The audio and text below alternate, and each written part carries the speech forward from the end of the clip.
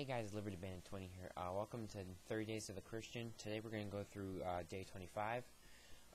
Day 25 goes through life by the Spirit, which is Romans 8, 1-17, and Galatians 5, 16 to 26.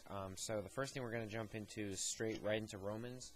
I actually know this one again, which is kind of cool, but it just says life by the Spirit.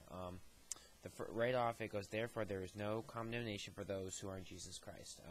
I hear this all the time, especially at Liberty, but I've heard it more so also at my church, which is good. You know, just a quick breakdown. All it is, it's like if you're in the sinful ways, God's not in your life, not in you, in your heart.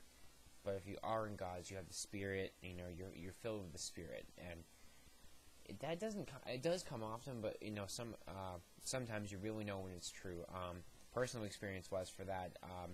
I really felt it when I first really came to God, but then just it was one of those things where it fell out. I wasn't going by the fruit of the Spirit. And the main thing that got me back on track, what it was like actually reading through the Bible a little bit more and actually letting God back into my heart. And He's been great ever since. For the most part, I mean, there are some, things going on right now, but couldn't be happier with school right now. Especially relationship-wise with my girlfriend.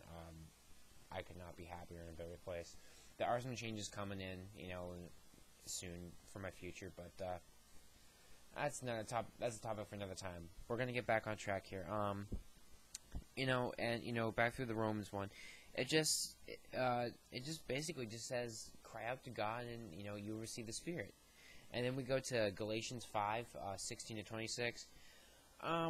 This is life by the Spirit. It just says, it says right here in verse 16, so I say, live by the Spirit, and you will not gratify the desires of a sinful nature.